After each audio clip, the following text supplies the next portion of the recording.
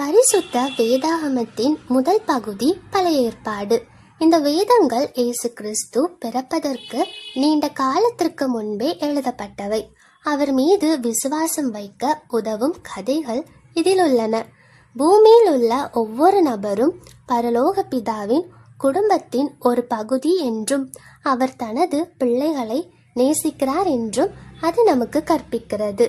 பழைய ஏற்பாட்டில் இயேசு கிறிஸ்து யெகோவா மற்றும் கர்த்தர் என்று அழைக்கப்படுகிறார். அவர் பரலோக பிதாவின் அறிவுறுத்தல்களை பின்பற்றுகிறார். ஆதாம் மற்றும் ஏவாளின் காலத்தில் இருந்தே பரலோக பிதா தனது தீர்க்கதரிசிகளுடன் பேசுவதற்கு கர்த்தராகிய இயேசு கிறிஸ்துவை அனுப்பினார். ஒரு தீர்க்கதரிசியின் வார்த்தைகள் உண்மை என்பதை அறிய நமக்கு பரலோக பிதா பரிசுத்த ஆவியை அனுப்புகிறார். ஆபிரகாம் மற்றும் அவனது மனைவி சாராள் ஆகியோரின் குடும்பம் வளர்ந்து உலகம் முழுவதையும் ஆசீர்வதிக்கும் என்று கர்த்தர் வாக்களித்தார். அவங்களுடைய பேரன் யாக்கோபு ஒரு பெரிய குடும்பத்தை கொண்டு வந்தாங்க. அது ஒரு தேசமாக மாறியது. அவர்கள் இஸ்ரவேலின் வீடு அல்லது இஸ்ரவேலர் என்று அழைக்கப்பட்டாங்க. இயேசு கிறிஸ்து எப்பொழுது வருவார் என்று எதிர்பார்ப்பை தீர்க்கதரிசிகள் மூலமாக கற்பிச்சாங்க.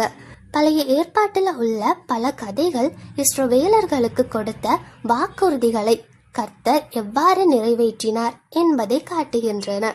இஸ்ரவேலர்கள் தீர்க்கதரிசிகளுக்கு செவி கொடுத்து கட்டளைகளை கை கொண்ட போது கர்த்தர் அவங்களுக்கு உதவினாங்க. அவங்க கீழ்ப்படியாத போது கர்த்தரால அவங்களுக்கு உதவ முடியவில்லை. நீங்கள் பரலோக பிதாவின் குடும்பத்தின் ஒரு பகுதியாக இருக்கிறீர்கள். பரலோக பிதா அன்பானவர். அவர் உங்களை நேசிக்கிறார். அவர் உங்களுக்காக ஒரு திட்டம் வைத்திருக்கிறார்.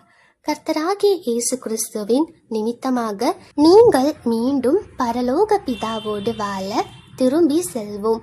இஸ்ரவேலர்களுக்கு கற்பிக்கப்பட்டதை போலவே நீங்கள் கர்த்தர் மீது விசுவாசம் வைத்து அவருடைய கட்டளைகளை கடைபிடிக்கலாம்.